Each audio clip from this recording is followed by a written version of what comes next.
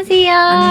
안녕하세요. 저희가 오늘은 듣다 보면 똑똑해지는 라이프가 아니라 듣다 보면 똑똑해지는 라이브를 준비했습니다. 저희가 이렇게 갑자기 라이브를 켰잖아요. 사실 저는 듣동라팀이 오고 첫 라이브긴 하거든요. 그래요? 네. 그렇구나. 그래서 더 떨리긴 하는데 강하게 뜨는. 사실 저희가 그동안에도 한 달에 한 번씩 각 분야별로 저희가 놓쳤던 뉴스나 다시 알아보면 좋을 만한 뉴스들을 정리해서 월간 듣동라를 했었잖아요. 그런데 월간 듣동라를 하면서도 조금 더 듣동라분들이랑 소통도 더 많이 하고 조금 더 따끈따끈한 뉴스를 실시간으로 전할 수 있는 방법이 뭐 없을까 고민을 하다가 이렇게 라이브를 켜게 됐죠. 네. 근데 오늘은 뭐 테스트 차원에서 해보려고 하는 건데요. 저희가 좀 뭐 형식이라던가 아니면은 뭐 라이브 하는 시간 같은 거에 대해서 다른 의견 많이 달아주시면은 저희가 조금 더 좋은 라이브 하는데 많이 도움이 될 것 같습니다. 근데 저희가 준비한 오늘 소식이나 뉴스가 있긴 한데 그 전에 좀 얘기해볼 만한 게 지난 주말에 비가 너무 많이 왔었잖아요. 그러니까요. 크리에이티브 X님은 이제 수원 쪽에 계신가 봐요. 그래서 수원 쪽은 다행히 큰 피해가 없었다고 말씀해 주셨고 이번 폭우로 충청권 이 중부지방을 중심으로 피해가 굉장히 컸어요. 특히 오송 지하차도 맞아요. 침수 사고 같은 경우에는 너무나도 사실은 명백한 인재이기도 했어가지고 좀 더 안타깝기도 한데 이게 폭우로 인근 하천의 제방이 무너지면서 순식간에 이렇게 물이 불어난 거였는데 사실 보니까 뭐 사고가 나기 4시간 전에 호우 경보도 있었고 막 2시간 전에는 막 이미 주민 통제를 좀 해달라 이런 요청도 있었고 1시간 전에는 주민의 119 신고도 있었는데 사실은 관계기관들이 좀 어떤 조치도 취하지 않아서 좀 사고가 났고 이 닷새 동안 내렸던 비가 집중적으로 중부지방에 내렸는데 그 양이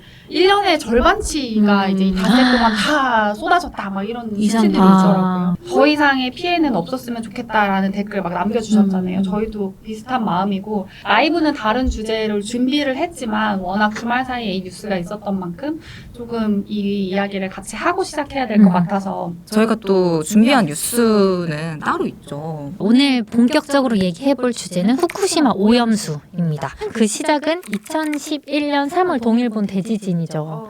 그러니까 당시에 규모 9.0의 정말 큰 지진이 나면서 쓰나미까지 일어나서 후쿠시마에 있던 원자력 발전소에서 폭발 사고가 일어나게 됩니다. 이 폭발 사고로 원자로의 핵 연료봉이랑 경납 용기까지도 다 이렇게 내려앉는 사고가 발생하게 돼요. 이게 다 녹아내렸다 보니까 여기 안에 있던 핵 연료를 이제 식히려고 여기다 냉각수를 막 엄청 붓게 되는데요. 그런데 문제는 이렇게 물을 부었는데 이 물에는 지금 방사성 물질이 막 뒤섞여 있는 물이 여기 보관이 되어 있는 거예요. 근데 여기 경납 용기 안에만 그냥 거기 물이 있었으면 괜찮은데 문제는 여기 안에 들었던 물이 자꾸 불어나는 거예요. 안에 있는 물이 가만히 있는 게 아니라 거기에 뭐 빗물도 들어가고 사실 그 원전 밑에 지하수가 이렇게 흐르고 있었어요. 그래서 이 지하수가 이렇게 균열이 갔던 그 경납 용기 내에 약간 이렇게 계속 유입이 되면서 오염수가 맨날 불어나게 돼서 하루에 한 100톤 정도씩 이게 늘어나는 상황이었다고 합니다. 그래서 지금은 이게 탱크에 보관이 되어 있는데 탱크 1000개가 넘게 보관이 되어 있어요. 그래서 이 다음에 일본이 어떻게 했냐라고 하면요. 이 지진이 나고 1년쯤 지난 다음에 일본 도시바 아시죠? 거기서 알프스라고 불리는 다액종 제거 설비를 개발하게 됩니다. 그래서 원전 운영사인 도쿄전력은 2013년 3월부터 이 알프스를 제대로 한 건 아니고 시운전을 가동하기 시작해서 방사성 물질을 최대한 걸러내서 이 물을 철제 탱크에 보관하기 시작합니다. 근데 여기서 많이들 오염수라고 부르는데 사실 일본이랑 IAEA 같은 경우는요. 그 알프스를 거쳐서 최대한 방사성 물질을 이렇게 제거했기 때문에 처리수다. 그러니까 트리티드 워터다라고 표현을 하거든요. 근데 우리나라 같은 경우는 여기가 알프스를 거쳤더라도 삼중수소라는 물질은 다 깨끗하게 걸러지지 않았기 때문에 이거는 오염수다라고 표현을 하고 있어요. 그래서 또 외신을 찾아봐도 다 부르는 이름은 조금씩 다르긴 하거든요.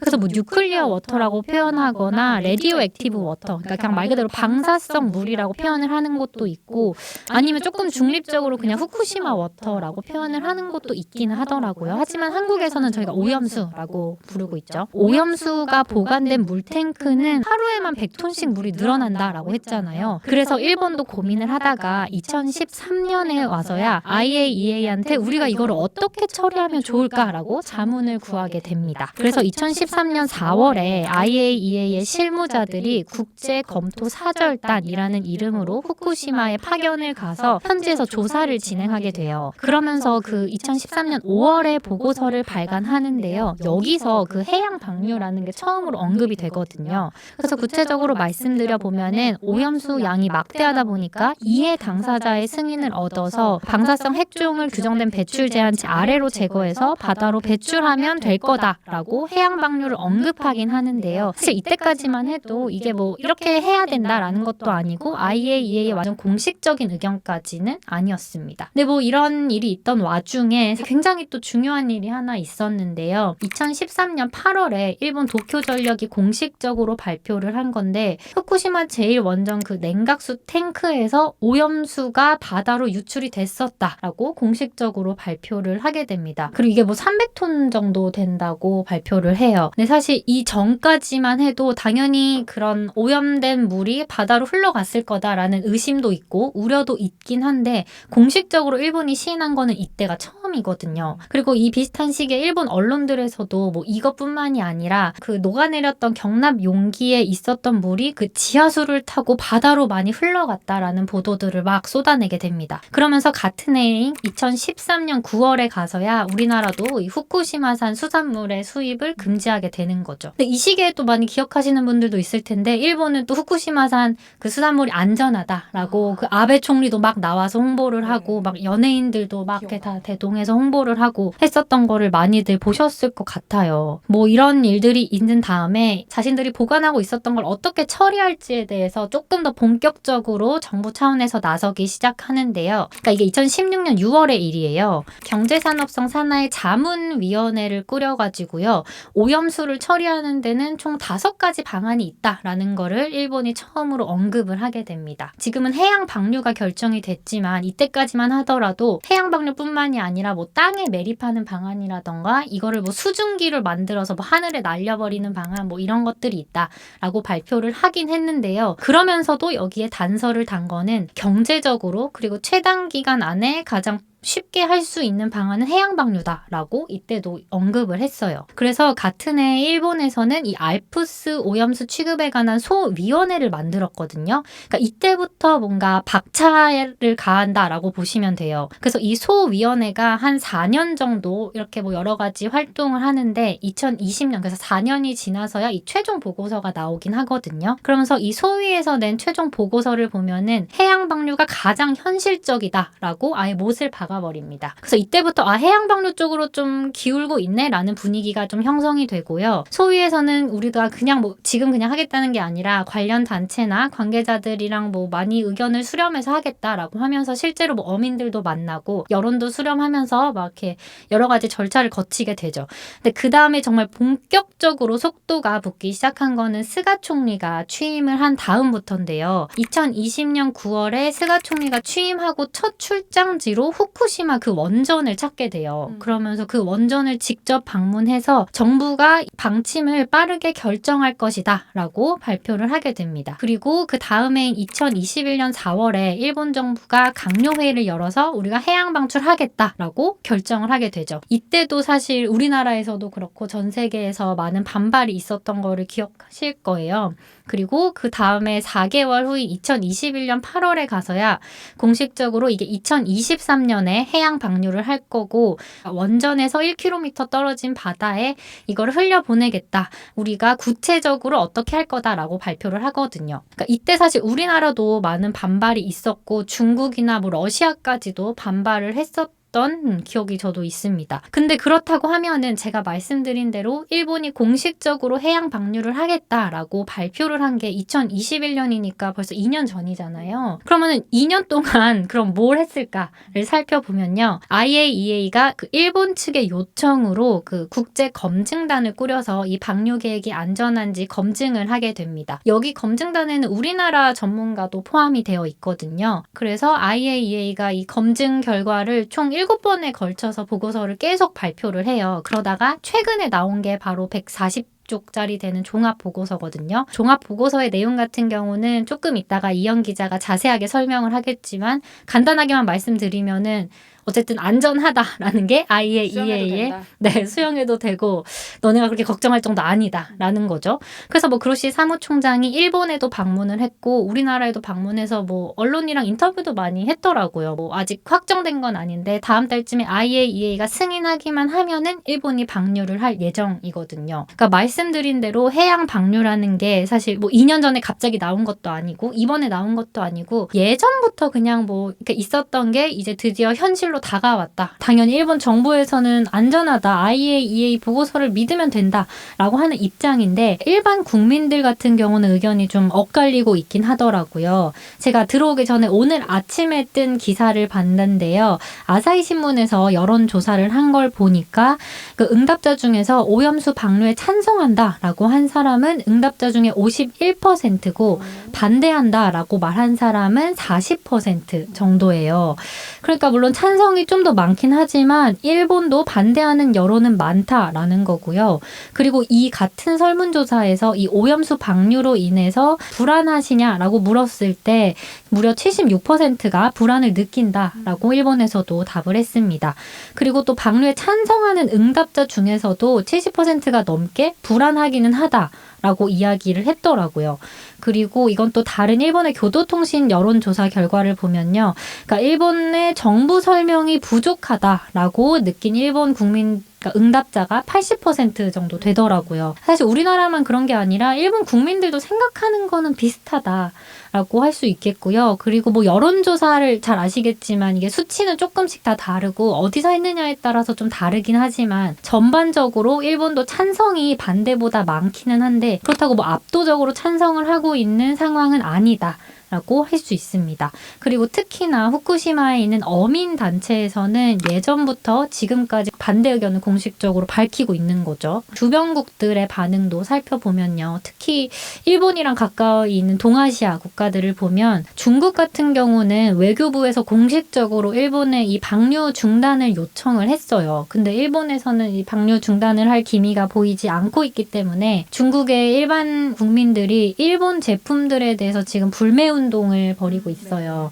그래서 뭐 SNS에 인증 사진도 올리고 수산물뿐만이 아니라 소비재들까지도 다 불매 운동을 하고 있는 상황이고요. 또 홍콩 같은 경우도 오염수 방류를 시작하면은 일본에서 들어오는 수산물을 아예 우리가 수입을 금지하겠다. 도쿄나 뭐 다른 일본 10개 지역에서 오는 수산물까지도 우리가 수입을 하지 않겠다라는 입장인 거예요. 직접적으로 영향을 받을 가능성이 큰 동아시아 국가들은 이런 반응이긴 한데 사실 미국이나 유럽은 굉장히 또 다른 반응이긴 하거든요. 그래서 미국 같은 경우도 그 백악관에서 최근에 뭐라고 발표를 했냐면 이 IAEA 보고서가 신뢰할 만한 전문가들이 발표한 것으로 믿는다라고 하면서 그러니까 이 IAEA 보고서를 지지하는 듯한 표현을 했거든요. 그러면서 우리나라에서 이렇게 반발이 심한 거에 대해서는 그냥 한국에서 나오는 그런 뭐 비판들이 건설적이다. 라고 그냥 굉장히 약간 거리를 두는 듯이 이야기를 했어요. 그러니까 사실상 일본 결정을 지지한다는 거고 미국은 예전부터 사실 이런 결정을 지지하긴 했거든요. 2년 전에 처음으로 일본이 그 방류 결정을 했을 때도 오히려 미국은 일본에 이런 결정을 해줘서 고맙다라고도 했었어요. 그러니까 미국은 이걸 지지하고 있는 상황이다.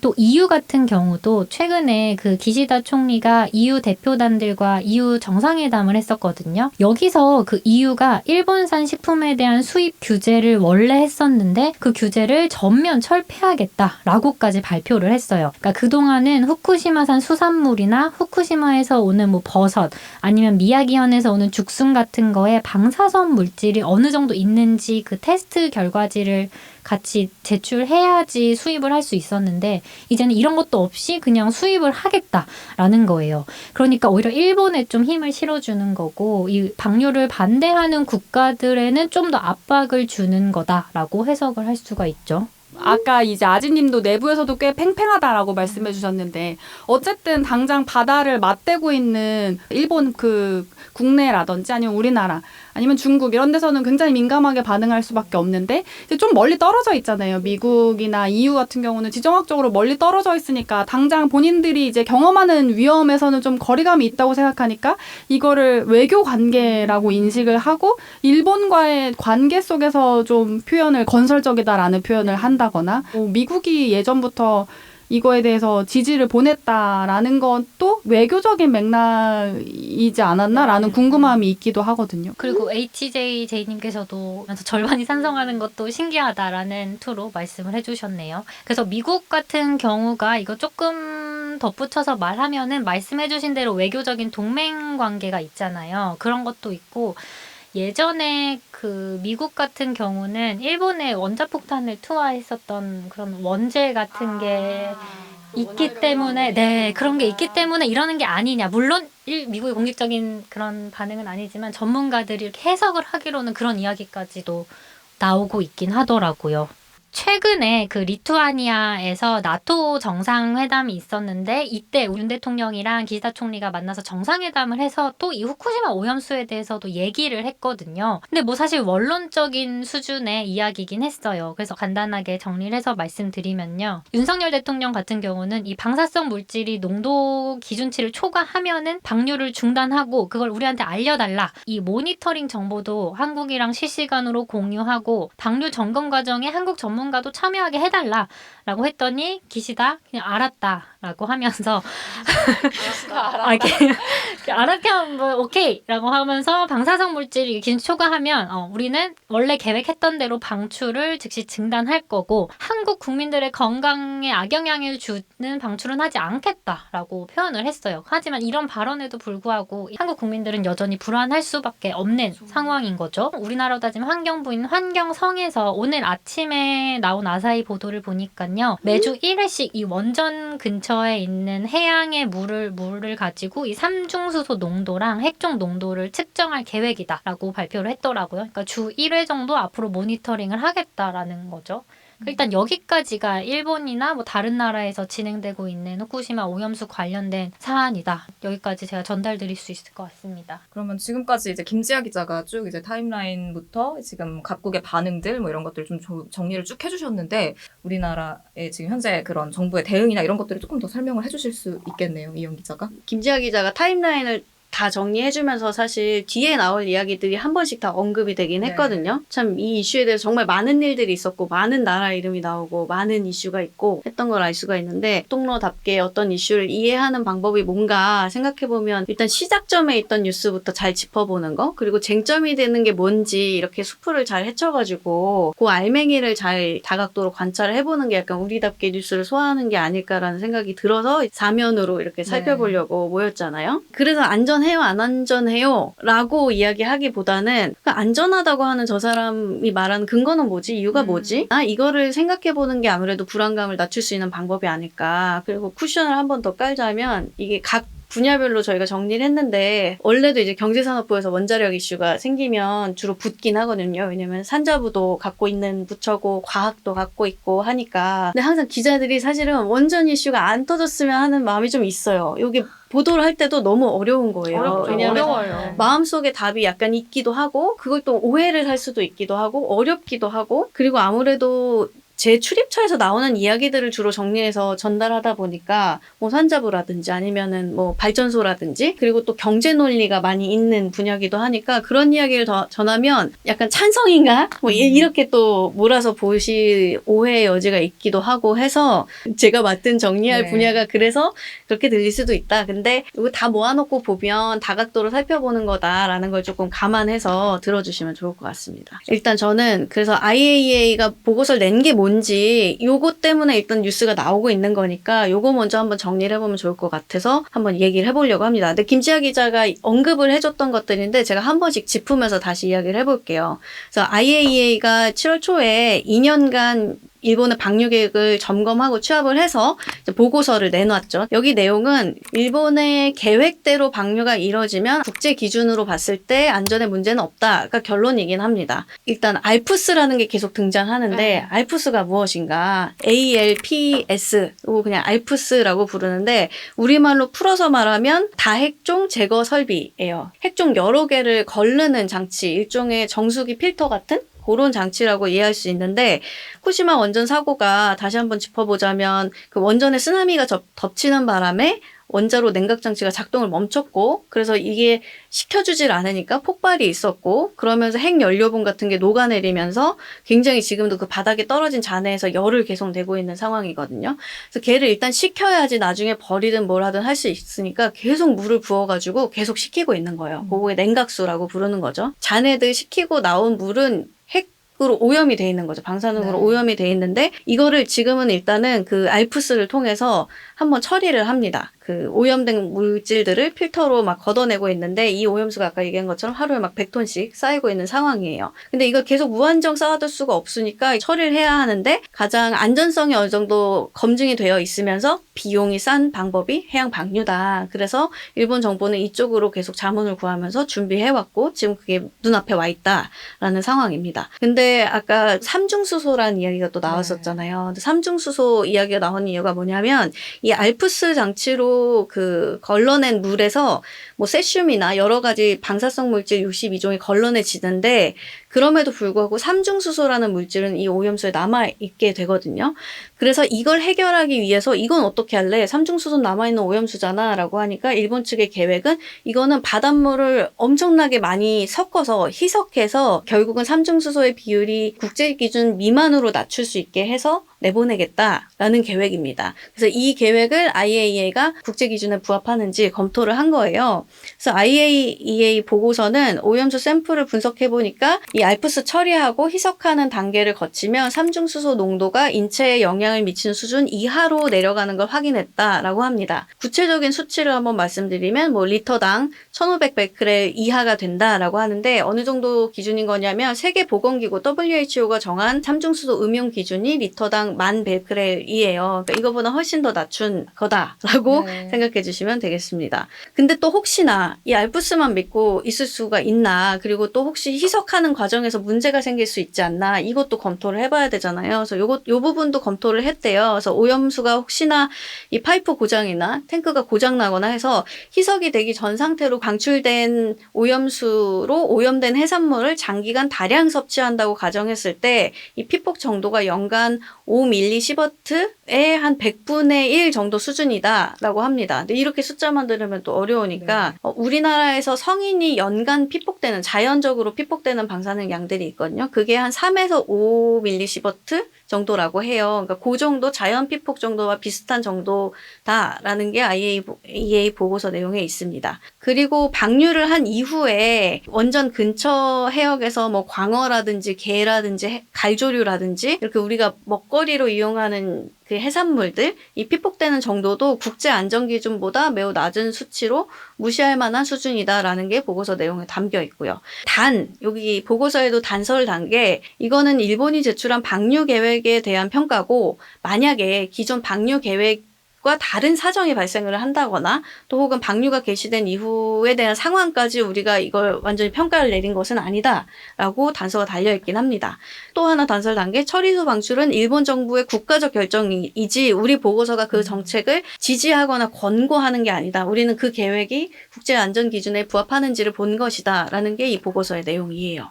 어떻게 보면은 우리 책임은 아니다. 어느 정도 선을 긋는 표현 같기도 느껴져요, 사실은. 약간 아다르고 어다른 걸 수도 있는데 IAEA도 우리가 일본 측에 방류를 권하거나 한 게 아니고 그치. 일본 측 계획이 있고 그 우리한테 안전성을 검토해달라고 했는데 안전성은 문제가 없다는 이야기다. 네. 거기까지다라는 거고 사실 그게 맞기도 하죠. IAEA가 뭐 일본 정부도 아니니까. 그럼 이 보고서에 대해서 우리 정부는 어떻게 해석을 했을까? 어떻게 받아들이고 그쵸. 있을까? 보고서가 나오고 며칠 동안 우리 정부도 검토를 하고 해서 브리핑을 했어요. 참고로 그 정부가 지난달 15일부터 매일 국무조정실 주재로 후쿠시마 오염수 방류 관련 일일 브리핑을 열고 있거든요. 그날 이슈에 관련돼서 필요한 부처가 와가지고 브리핑을 하고 있는데 혹시나 정부 정책을 계속 업데이트해서 보고 싶으시면 홈페이지가 있습니다. 하나 달아둘게요. 그래서 정부가 지금 어떻게 요걸 보고 있냐라고 하면 7월 7일에 원자력안전위원회 그리고 한국원자력안전기술원 여기 전문가들이 많으니까 여기서 이 후쿠시마 오염수 처리 계획에 대한 과학기술적 검토 보고서를 발표를 했습니다. 그 2021년 7월부터 그 IAEA가 2년 동안 조사를 했잖아요. 근데 그 안전성 검증 모니터링하는 TF에 우리 전문가도 파견이 됐습니다. 그리고 그 IAEA 검증 과정에서 채취한 시료들 같은 것도 여러 나라에서 교차 확인을 한 거거든요. 우리나라 전문가들도 교차 분석을 했고 그리고 또 자체적으로 안전성 검토도 했고 그리고 4월이었나요? 5월이었나요? 우리 월간 듣동나 할 때 김지아 기자가 정상회담 이야기 해주면서 우리나라 전문가 현장 시찰단이 그 주요 설비를 확인하도록 파견을 해서 또 그 결과도 요 보고서에 같이 담겨 있었던 것 같아요. 그래서 결론은 여기도 마찬가지로 도쿄전력 오염수 처리 계획이 계획대로 지켜진다면 배출 기준과 목표치에 적합하다. 그리고 IAEA 같은 국제 기준에도 부합한다라고 확인했다는 내용의 보고서입니다. 또 마찬가지로 예기치 못한 이상 상황이 발생해도 뭐 정화나 희석 전 오염수가 방출되지 않도록 여러 가지 안전장치를 마련한 것을 확인하고 왔다라는 내용이 우리 측 보고서에도 담겨 있습니다. 그리고 정부가 너무 이게 여러 가지 막 걱정스러운 이야기들이 돌다 보니까 아예 후쿠시마 오염수 10가지 괴담 이런 자료집을 또 내기도 했더라고요. 그래서 막 방류 오염수가 3개월이면 우리 앞바다에 온다라는 이야기는 이건 해류를 모르는 사람들이 만든 가짜 뉴스다라고 설명하면서 이 방류된 후쿠시마 원전 오염수가 바로 우리나라로 오는 게 아니라 이게 사실은 태평양 이렇게 서쪽 동쪽으로 갔다가 다시 서쪽으로 왔다가 또 하와이 뭐 필리핀 거쳐서 그 뒤에 우리나라에 오는 거다. 그래서 이게 보통 4, 5년 길면 10년 정도 뒤에 한 번 더 온다라는 게 정부 설명입니다. 지금까지 계속 정부가 어떻게 무엇을 이야기하고 있는지를 정리해보고 있어요. 왜냐하면 정부에 궁금할 것들이 또 여러분들이 있는데 뉴스를 그때그때 안 챙겨보면 일일 브리핑을 하는 게 친절한 방식이기도 하지만 매일매일 여러 가지 이야기가 나온다고 하니까 제가 7월 초부터 나온 얘기를 다 정리한다 생각해 주시면 될 것 같습니다. 그리고 또 제일 걱정되는 게 우리가 먹는 그 수산물에 혹시나 영향을 미치지 않을까잖아요. 그래서 이유는 아까 이야기한 것처럼 혹시 이 방류가 안전하다고 하는 게 우리도 수입 다시 재개하는 거 아닌가라는 두려움도 굉장히 많으신 것 같아요. 대중적으로. 그래서 정부도 요거에 대해서 코멘트를 낸 게 있어서 찾아왔는데 아마 요런 얘기들이 IAEA 사무총장이 한국 방문 중에 언론 인터뷰를 했는데 거기서 오염수를 안전하게 처리해 방류하면 후쿠시마산 수산물도 오염되지 않을 것이라고 말한 것을 후쿠시마산 수산물 안전에 문제가 없다라는 의미로 해석을 해서 수산물 수입 금지 다시 푸는 거 아니냐라고 좀 해석하는 것 같다라고 설명을 하면서 이 IAEA 보고서는 후쿠시마 바다에 대해서 평가를 한 게 아니라 도쿄전력의 오염수 해양 방출 계획이 안전한지 딱 거기에 대한 평가일 뿐이고 그리고 정부는 아직 수산물 금지 조치 뭔가 다시 풀거나 할 생각 없고 국민들이 안심할 때까지 수입 금지 조치는 계속 유지할 계획이다라고 코멘트를 했습니다. 정부에서는. 근데 그냥 그런 우려가 있는 것 같아요. 그냥 오염수 방류를 용인하게 되면은 결국에는 거기서 나는 수산물을 또 이제 받아들이는 그 순서가 되지 않겠느냐 결국에는. 그렇죠. 그러니까 그런 우려 때문에 수입이 다시 재개되는 거 아니야? 이런 불안감이 더 커지는 것 같기도 해요. 그게 순서처럼 보이니까요. 맞아요. 그러니까 그 보고서에도 사실은 뭐 해조류나 광어에 영향을 미치지 않는다 이런 부분들이 있으니까 그 판단을 근거로 또 나중에 혹시 수입 재개하는 것들이 이어지지 않을까라는 불안감이 있는 게 사실이죠. 근데 어쨌든 지금 정부는 분명히 수입 재개는 없다라고 얘기를 한 거예요. 그건 기억을 하고 계셔야 나중에 혹시 뭐 다른 정책이 나오더라도 이야기도 할 수 있으니까 앞으로도 계속 지켜봐야 할 이유들이 많더라고요. 지금은 알프스 얘기만 하고 있지만 정수가 된다는 건 무언가로 걸러낸다는 거고 필터가 있다는 거잖아요. 그 필터에 오염물질이 다 흡착돼 있는데 물론 방출 예정인 오염수보다 부피가 적겠지만 어쨌든 얘네도 계속 쌓이고 있단 말이죠. 언젠가 이것도 저장 능력에 한계가 올 거고 그럼 이건 또 어디다 어떻게 버릴 건데? 라는 생각도 하게 됐고 또 더 나아가서 언젠가 만약에 이게 냉각수가 필요 없을 정도로 이게 다 열이 식어서 사람이나 뭔가가 접근 가능한 상태가 되면 이 녹아내린 잔해들도 어딘가에 폐기를 해야 되잖아요. 그럼 그건 또 어디다 어떻게 처리할 건데? 라고 계속 이 후쿠시마 원전 관련해서 처리할 일들이 수십 년 동안 남아있는 상황인 것 같더라고요. 지금 현 시점에서 더 넓혀서 생각해서 해볼 게 하나가 또 있는데요. 사실 우리 정부도 원전 정책에 대해서 지금 변화를 예고한 상황이거든요. 7월 10일에 산자부 장관이 이 수요 증가에 대비한 안정적인 전력 공급을 갖추기 위해 원전, 수소 등 새로운 공급 여력 확충을 검토할 필요가 있다라고 사실상 신규 원전 건설을 검토하겠다고 정부가 처음 이야기를 꺼냈거든요. 그래서 아무래도 정부는 신규 원전 건설을 추진하려는 의지가 있는데 이제 그에 앞서서 이 사고가 났던 일본 원전 그리고 왕산 오염 이런 거에 대한 국민들의 불안감이 지금 드러나고 있는 상황인 거잖아요. 그래서 이걸 어떻게 대응하게 될지 좀 이 사회적 갈등이 더 커지진 않을지 이런 생각도 또 들기도 하고 이 우리들의 생각이 과학자들이 안전하다라고 말하는 걸로만 정리되는 건 아니겠다. 그리고 여러 맥락이 있고 특히 지금 정부 기준으로 볼 때 계속 조금 정치적인 이슈가 되지 않을까라는 생각도 들었어요. 이제 두 기자가 맥락이랑 정부 보고서나 잘 정리해 주셨으니까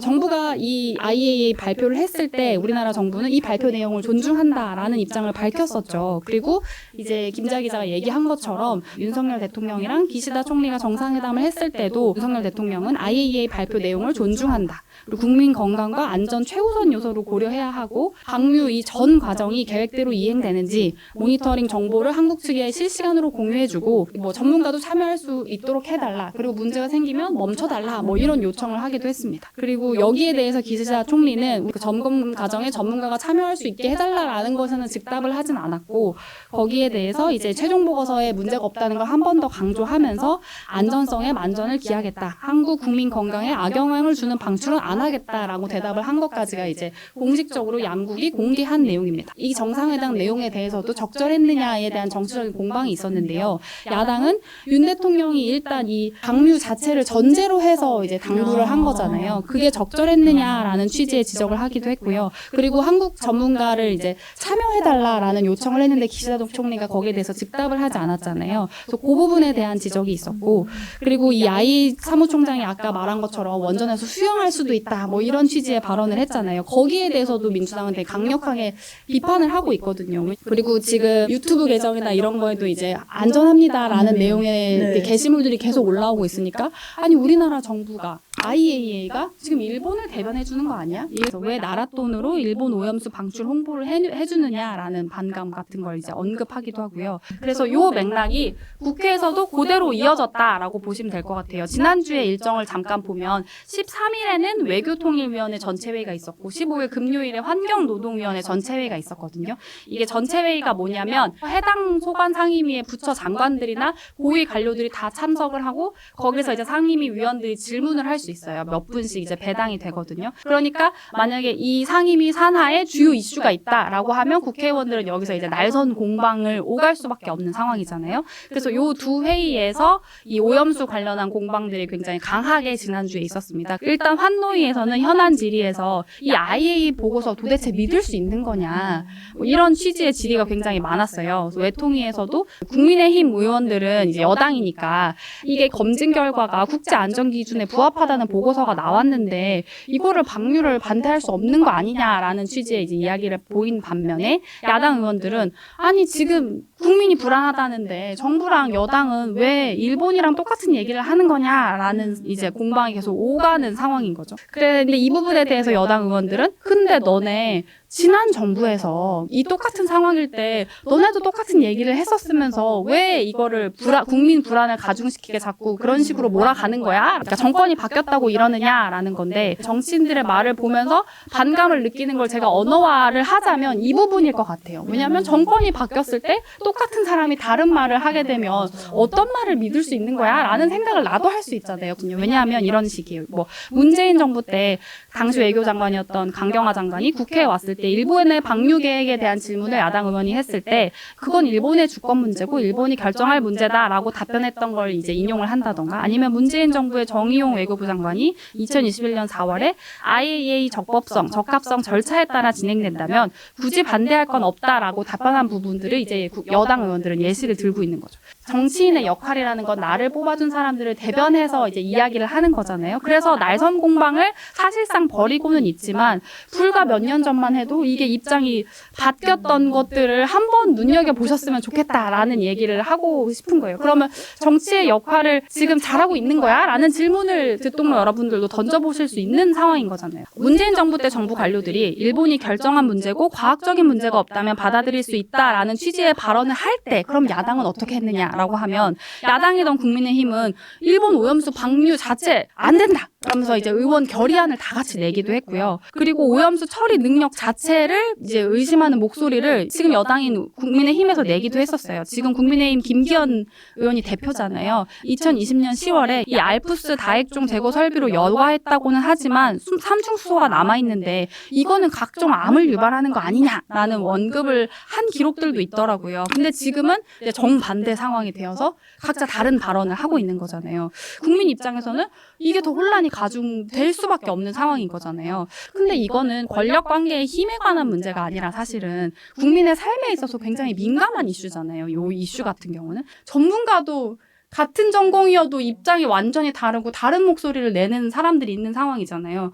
근데 지금 이런 상황 속에서 뭔가 정권이 바뀌었으니까 이 정부는 내 편이고 네 편이니까 내가 이 사람 편을 들어야지 저 사람 편을 들어야 되지 상황이 되면 이거는 더 일이 복잡해지는 상황인 거잖아요. 그래서 뭔가 이 부분만큼은 믿고 얘기할 수 있는 공간이 확보돼야 하는 거 아닌가라는 생각이 들고 정치권에서 보이는 행보 뉴스들이 보시다시피 뭔가 단식 투쟁을 한다던가 수산시장에 여당 의원님들 다 같이 찾아가서 물을 마신다던가 이런 극단적인 행보로 가게 되는 거잖아요. 내 편 필터가 적용되면 이런 퍼포먼스를 하게 되고 오히려 양 진영에선 서로 조롱의 대상이 되기도 하는 거고 그래서 이게 굉장히 좀 씁쓸한 단면이지 않나라는 생각을 하게 되고 그리고 아까 이현 기자가 말했던 그 원전 추가 계획 관련해서 제가 한 가지만 언급하자면 최근에 정부가 신규 원전 계획을 세운다라는 취지가 나오고 다들 이제 예의주시하고 있는 상황입니다. 왜냐하면 윤석열 정부는 대선 공약에는 포함되지 않았지만 원전 친화적인 정부다라는 거는 다들 이제 알고 있는 사실이잖아요. 굳이 숨기지 않았고 문재인 정부가 탈원전 기조였다면 이제 윤석열 정부는 거기와 각을 세우는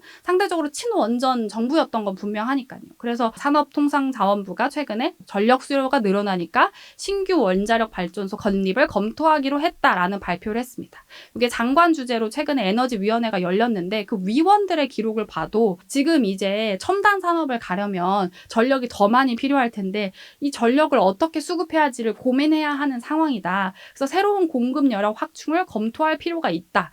뭐 이런 얘기를 하는 거고 이게 2024년부터 2038년까지 우리가 전력을 얼마나 쓸지 이 전력을 어떻게 공급할지를 이제 전력 수급 기본 계획을 짜야 하는데 이 과정에서 신규 원전을 몇 개나 지을지 이 내용이 담길 수도 있다라고 하면서 이제 모두가 여기에 이제 관심을 가지고 있는 상황인 거죠. 그래서 지금 이 원전의 위험성이 다들 이제 걱정을 하고 있는 이 가운데에서 윤석열 정부 입장에서는 이 취지가 좀 부담일 수도 있다. 그런 맥락이 있기도 하고요. 이현 기자 말했던 것처럼. 근데 이 부분에 대해서는 당연히 의견이 엇갈릴 수밖에 없죠. 어쩔 수 없는 선택이라고 하면서 이제 원선을 찬성하는 분들도 있지만 아리백 세상이 됐는데 재생에너지 중심으로 원전이 어쩔 수 없는 선택이라는 건 구시대적인 발상이다. 다른 선택을 해야 한다라는 주장이 있는가 하면 최근에 이제 뭐 샘 올트먼 같은 비즈니스맨들이 소형 원전에 투자하는 흐름들이 있잖아요. 그래서 그런 것들을 빗대어서 현재 가장 가성비 있는 선택을 하자면 원전인데 이 선택을 우리가 피할 수 있느냐라는 주장도 분명히 존재하거든요. 또 한편으로는 원전은 사실 한 번 짓고 나면 이게 몇십 년간 운영이 되기도 하고 일본의 사례를 우리가 봤지만 한 번 사고가 나고 나면 이건 돌이킬 수 없는 문제가 돼버리잖아요. 그러니까 이 신규를 짓느냐 마느냐 말로 제대로 논의를 해야 하고 제대로 숙성된 의견이 있어야지만 진행할 수 있는 건데 이게 제대로 이루어질 수 있는가에 대한 이제 정치적인 고민의 목소리도 존재합니다. 그래서 이 부분에 대해서는 정부가 이제 그런 얘기를 운을 던진 거잖아요. 그러니까 앞으로 이 어느 정도 속도로 이 내용을 진행할 것이냐, 발표할 것이냐에 따라서 향후에 정치적인 갈등이 높은 이슈다라는 얘기를 드려야 될 것 같고요. 그리고 이건 또 어디에 짓느냐, 후보군이 어디냐, 요 이슈도 굉장히 민감한 이슈잖아요. 그래서 이게 구체적으로 단계 진행이 될 때마다 지역사회의 반발이나 갈등이 커질 수 있다라는 말씀도 드릴 수 있을 것 같습니다. 알리리님 같은 경우에는 외교야말로 국익에 따른 각국의 이익을 위한 밀당의 극인데 이번 정부는 매번 이번에 먼저 양보할 테니 다음에 우리한테 양보해줘 식으로 외교를 하고 있으니 제대로 되는 게 없는 것 같다고 또 온칼로리라는 다큐가 생각난다고 반파님은 또 이 이야기를 해주시기도 했네요. 지금 뭐 김지아 기자부터 이현 기자, 이지상 기자까지 설명을 쫙쫙쫙쫙 해와가지고 사실 여기서 인사드려도 무방하지 않을까라는 생각도 한편으로는 들어요. 저는 이제 시민사회의 반응이나 뭐 이런 것들을 좀 정리를 해봤는데 뭐 지금 댓글 남겨주시는 우리 듣동러분들 반응만 봐도 알겠지만 진짜 시민사회 분위기는 혼란과 불안 그 자체예요. 맞아요. 그리고 사실 이 후쿠시마 오염수 이슈를 저희 넷이 다 다룰 수 있는 이유는 이게 단순히 과학의 영역을 넘어서 국제 외교의 영역이기도 하고 맞아요. 정치의 영역이기도 하고 또 경제적으로 계산해봐야 되는 이런 측면도 다 있기 때문이기도 하거든요. 그리고 또 사회적으로 봤을 때는 일반 시민들이 느끼는 어떤 신뢰의 문제 도 걸려 있기 때문에 참 복잡한 문제인데 이게 또 전문가의 영역에서도 좀 의견이 엇갈리고 있단 말이죠. 일반 시민들 입장에서는 이런 상황에서 어떻게 팩트 판별을 할 수 있을까? 그러니까요. 불안감이 커질 수밖에 없는 것 같아요. 그리고 아까 뭐 알프스 처리 방식이나 IAEA 보고서 관련해서도 신뢰에 지금 의문이 계속 제기되고 있는 상황이거든요. 조직의 정체성 자체가 어쨌든 이 원자력을 평화롭게 이용할 수 있는 것을 약간 지원하는 그런 단체라고 생각했을 때 이 사람들이 이런 보고서를 내놓는 건 너무 당연한 거 아니야? 그렇기 때문에 약간 이런 불신들이 계속 쌓이고 있는 것 같아요. 그래서 현재 나오는 여론조사들만 봐도 뭐 편차는 조금씩 있지만 국민의 70%에서 80%가 좀 오염수 방류에 반대를 하거나 우려를 하고 있는 상황이기도 하거든요. 한국갤럽이 지난달 27일부터 29일까지 전국 만 18살 이상 1,007명을 대상으로 한 여론조사에서는 78%가 이런 오염수 방류로 인한 여러 뭐 수산물 문제라든가 뭐 오염 문제에 대해서 우려를 표했고요. 그리고 이 IAEA 최종 보고서에 대해서도 뉴시스가 여론조사 전문기관인 국민리서치그룹과 에이스 리서치의 의뢰에 실시한 여론조사에 따르면 54.1%가 신뢰하지 않는다라고 밝히기도 했습니다. 지금 이런 상황이고 해안가에 인접한 그런 도시들 같은 경우에서는 또 그런 데서 활동하고 있는 시민단체 같은 경우에는 이런 서명운동을 한다거나 일례로 부산 같은 경우에는 한 시민단체가 30일간 서명운동을 벌여서 오염수 방류에 반대하는 부산 시민 약 11만 명의 서명을 이제 부산시에 전달하기도 했거든요. 이제 지자체가 좀 더 이 방류 반대에 적극적으로 나서달라 이런 요청을 한 거죠. 그리고 또 당장의 문제는 아니지만 그 수산물을 우리가 수입을 재개할 수도 있는 거 아니야? 이런 우려도 큰 상황이잖아요. 그러다 보니까 국회 국민동의청원 있잖아요. 여기가 이제 5만 명의 국민동의를 받으면 이게 국회에 이제 제출을 할 수가 있다고 하거든요. 이 어떤 청원의 내용을. 근데 여기에 이제 올라온 청원이 오염수 방류와 관련해서 일본산 수산물 수입을 전면 금지하는 법을 만들어야 된다. 이런 청원이 올라왔는데 여기에도 5만 명 넘게 서명한 상황이라고 하니까 느끼고 있을 불안이 얼마나 클지 좀 짐작이 되실 거예요. 그리고 사실은 이제 후쿠시마 오염수 방류 관련해서 사실 가장 우려가 클 집단들이 어민들이겠죠. 그럼요. 그래서 보니까 제주시에서도 좀 큰 집회가 한번 열렸더라고요. 거기 이제 어촌계, 뭐 선주회, 해녀회, 청년회 등으로 이제 구성된 그런 단체에서 12척의 배로 하객진을 펼치는 퍼포먼스 같은 것들을 선보이기도 하면서 이 방사능 오염수가 방류되면 사실 하면이 바다인 제주에서는 바다의 의지에 살아온 인간을 포함한 모든 생명이 위험해질 수 있다. 일본 정부의 행위는 반인륜적인 명백한 범죄다라는 주장을 합니다. 또 근거 없는 정쟁에 너무 휘말리지 말자라는 입장도 존재해요. 이 전국 어민들로 구성된 한국연안어업인연합회라는 곳이 있는데 여기서는 우리 수산물 소비 촉진 호소대회를 열어서 일본 정부의 오염수 방류가 국내 수산물의 소비 위축으로 지금 이어지고 있는데 실제로 후쿠시마 앞바다에 살던 생선이 동해나 남해 앞바다까지 헤엄쳐와서 잡혀왔다는 건 내가 들은 바가 없다. 우리가 들은 바가 없다.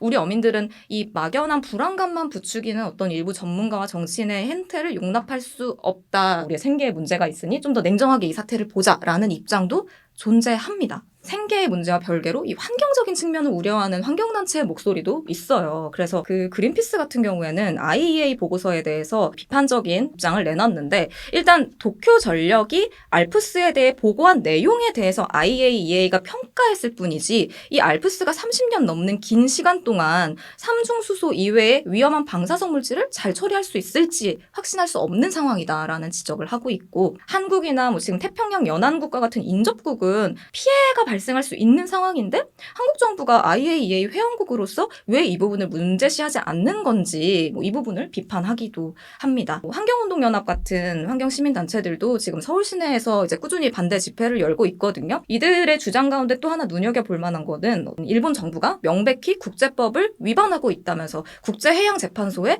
제소를 해야 한다라는 주장을 하고 있기도 합니다. 이것도 참 이렇게 여러 측면에서 봐야 되는데 이 국제법으로 대응을 해야 한다라는 목소리가 사실 새로운 이야기는 아니에요. 그 근거가 뭐냐면은 1982년에 채택된 유엔 해양법 협약에 이런 내용이 있거든요. 관할권이나 통제 하에서 벌이는 자국에서 벌이는 어떤 활동이 다른 국가의 환경 오염으로 인한 손해를 주지 않게 해야 하고 그리고 그렇게 발생한 오염이 밖으로 확산되지 않도록 그 자국은 필요한 모든 조치를 취해야 한다라는 부분이 그 유엔 해양법 협약에 명시가 되어 있거든요. 이 시민단체들은 이 조항을 명목으로 국제해양법재판소에 일본을 제소해야 한다라는 목소리를 내고 있는 거고 이 이야기가 실제로 문재인 정부 때도 나왔었어요. 그래서 당시 문재인 대통령이 관계부처에 이 방안을 좀 적극적으로 검토해달라라고 지시를 한 바가 있는데 그 이후에 사실 이렇다 할 조치가 취해지지는 않았습니다만 이런 논의가 실제로 그때도 있었습니다. 국제법과 관련된 쟁점을 이야기할 때 이 사례도 좀 눈여겨볼 만해요. 한국이 2013년 9월에 일본 후쿠시마 등 8개 현의 수산물을 전면 수입 금지했거든요. 그때 일본이 여기에 반발해서 세계무역기구에 한국을 제소한 적이 있어요. 근데 이겼잖아요. 그때. 이겼어요. 근데 저희가 1심은 일본에 손을 들어줬는데 최종심인 2심에서는 한국이 결국 이겼었거든요. 근데 이제 산업통상자원부가 이 한국의 승소 이유에 대해서 분석한 그 내용이 있어요. 그 내용을 보면은 일본은 개별 수산물의 안전성을 주장했고 한국은 이 개별 수산물을 둘러싼 환경의 위험성을 강조했다라고 분석을 했더라고요. 그러니까 좀 더 큰 얘기를 했다라는 거죠. 그래서 당시 한국의 주장은 후쿠시마 원전 사고로 인한 환경적 요인이 이 식품에 잠재적으로 미칠 수 있는 위해성까지 고려해야 한다라는 주장이었는데 이걸 2심에서 인정을 해서 한국이 이제 이겼다는 거죠. 근데 기사를 찾아보니까 이거를 사전주의 원칙으로 접근했다라고 표현을 하더라고요. 이게 뭐냐면은 과학적으로 불확실한 문제가 있어요. 근데 불확실하다는 이유로 어떤 환경을 보호하기 위한 조치가 지연돼서는 안 된다. 환경을 보호하는 일이 우선이고 거꾸로 환경 보호를 위한 조치와 관련해 완벽한 과학적 근거를 요구해서도 안 된다. 그래서 이제 전문가들은 이 원칙이 그간 후쿠시마 오염수 방류에 대한 한국의 대응 무기였다라고 짚고 있는데 정치 외교적 차원에서 봤을 때 일본 오염수 방류가 일종의 선례가 될 수도 있다라는 우려도 있어요. 맞아요. 그러니까 이게 한번 방류를 인용하는 사례가 돼버리면은 이게 다른 뭐 중국에서 뭐 다른 곳에서 우리 인접 국가에서 방류를 한다고 했을 때 그걸 우리가 막을 수 있는 어떤 명분이 있겠느냐 이거에 대한 목소리와 함께 국제법으로 대응을 해야 한다라는 주장이 나오고 있는 거고요. 다른 선례를 막기 위해서라도 국제법을 제소하는 그쵸. 절차를 네. 거쳐야 된다. 좀 더 큰 제스처를 취해야 된다라는 거죠. 근데 사실은 요거를 좀 우려하는 목소리도 있습니다. 일단 국제법의 의무 이행의 기준이 본질적으로 최저 기준으로 설정이 돼 있어요. 그러니까 일본의 위반 근거를 명확하게 찾아야 되는데 사실 그걸 찾기도 쉽지 않고 사실 원전 사고 후에 이 원자력 폐기물을 어떻게 처리할 것인가에 대한 명확한 국제규범이 존재하는 것도 아니기 때문에 혹시라도 패소할 경우 오히려 이게 일본에 정당성을 부여할 가능성도 있다라는 판례가 될 수도 거죠. 있구나. 그러니까 이게 조금 되게 좀 어려운 어렵네요. 네, 부분이고 이런 상황에서 전문가들의 입장도 다 조금씩 다르다 보니까 더 좀 혼란스러운 상황인데 사실 IAEA 보고서처럼 이대로 그 처리를 한다면 일본이 큰 영향이 없다고 보는 전문가도 많아요. 제일 많이 이야기가 나오는 게 2011년에 사고가 났을 때 지금보다 훨씬 고농도였던 오염수가 하루에 300톤씩 바다에 방류가 됐다. 무단 방류했었죠. 네. 그렇죠. 막 쏟아졌잖아요. 그쵸. 콸콸콸. 그럼에도 12년 동안 잠잠하지 않았냐. 큰 이상이 없잖아요. 네. 우리 앞바다나 여러 가지로. 그렇죠. 그러니까 현재 오염수는 처리 시스템과 희석 과정을 거쳐서 30년간 나눠서 방류하겠다는 거고 이들이 제시한 수치에 따르면 현재 일상에서 우리에게 노출되는 어떤 생활 방사성 수치보다도 훨씬 적다. 이게 문제가 있을 수가 없다. 이렇게 보는 전문가들도 물론 있어요. 근데 사실 일각에서는 이게 이런 사례가 전례 없는 일이다 보니까 발생 가능한 모든 경우의 수에 대비해야 한다라는 지적도 있습니다.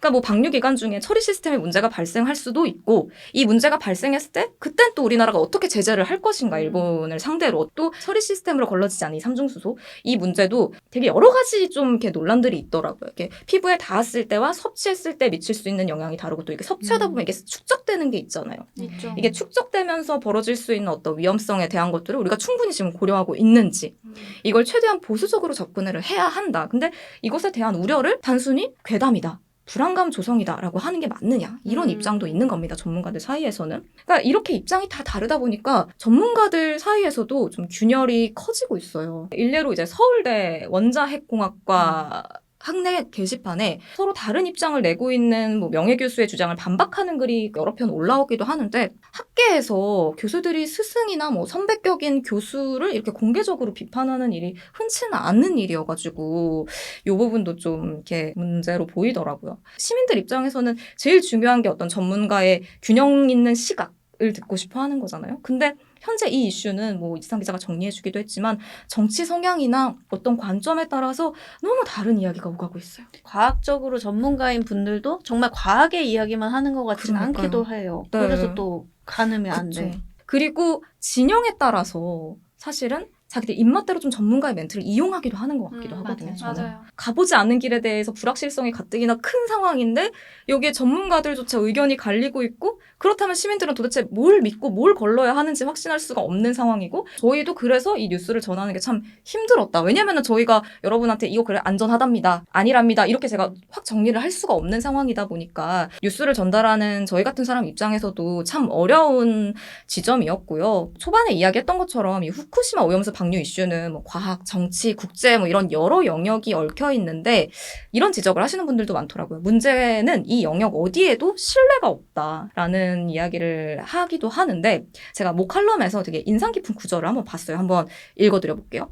신뢰가 없는 곳에서는 과학이 제대로 작동하지 않는다. 신뢰는 과학 지식 자체가 아니라 그것을 생산하는 사람과 조직, 이를 운용하고 감독하는 제도, 이 모든 과정을 뒷받침하고 책임지는 정부를 향한다. 라는 구절이 있는데 이 부분이 개인적으로는 좀 와닿더라고요. 아무튼 참 이런 이야기들이 양쪽으로 갈리고 막 어떤 게 더 신뢰할 수 있는 내용인지 불확실한 상황에서 여기에 생업이 걸린 어민들이나 상인들의 걱정은 더 크고 사실 사회부 기자가 이때쯤 제일 많이 하는 게 그런 노량진 수산시장에 간다든가 맞아요. 어디 바다 가가지고 네, 네. 그런 어부분들의 요새 민심을 취재하고 이런 것들 되게 많이 하거든요. 그래서 요즘 보면 그 관련 르포도 굉장히 많이 나오고 있어요. 근데 아직 방류가 이루어지지 않았음에도 굉장히 그 불안한 어떤 모습들이 감지가 되기도 하거든요. 이 오염수 방류 이전과 그리고 이후에 벌어질 어떤 문제들에 대한 좀 실질적인 대책들도 좀 더 많이 논의가 돼야 하는 거 아닌가라는 생각이 이렇게 뉴스를 정리하면서 들었습니다.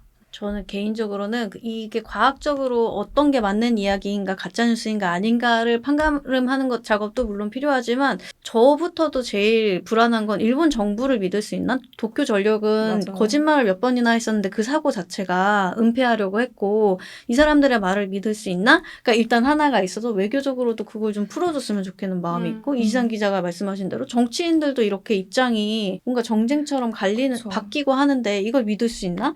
라는 거고 그 사실 불안감의 요체는 거기에 있는 것 같아요. 맞아요. 문 기자 얘기한 거랑 같은 말이지만 그 김지아 기자가 설명해주면서 실제로 도쿄 전력이 방류를 인정을 한 적이 있었잖아요. 진짜 이 사람들의 관리를 우리가 믿을 수 있나? 여기 밤양갱님도 댓글 남겨주셨는데 이게 제대로 관리될지가 걱정이다. 저희도 사실 이 주제가 쉽지 않은데 꼭 같이 이야기를 해봐야겠다라고 생각한 것도 보통 전문가들이 생각하는 위험이랑 대중이 생각하는 위험은 또 차이가 다르네요. 분명히 네. 존재하거든요. 저희가 코로나 때도 그런 얘기 하는데 그런 논문 같은 데 보면 위험을 느끼는 건 묘사랑 경험이 있는데 경험을 한 사람들은 상대적으로 이 위험이 크지 않다고 느낀다는 거예요. 그러니까 의료진들은 이제 환자를 계속 받으니까 내가 이 코로나로 죽을 수 있는 치사량의 그런 위험도나 아니면 대중이 느꼈을 때 위험도가 격차가 있듯이 과학을 전공하시는 분들이 생각할 때에 내가 피부로 느끼는 위험의 그런 크기와 대중이 느끼는 위험의 크기는 당연히 다를 수 있잖아요. 근데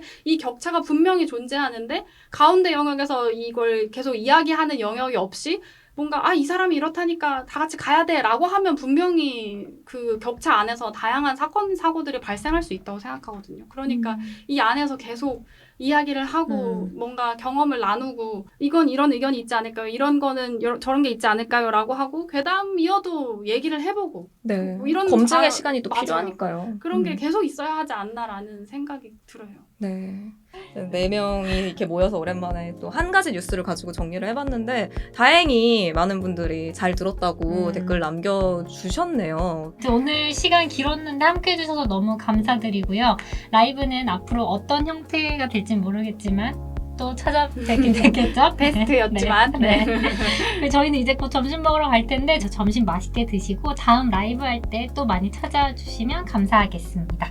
이제 진짜 밥 드시러 가라고 뿜뿜이니까 그만 가라고 뿜뿜이 네. 갈게요. 했습니다. 잘 보겠습니다. 감사합니다.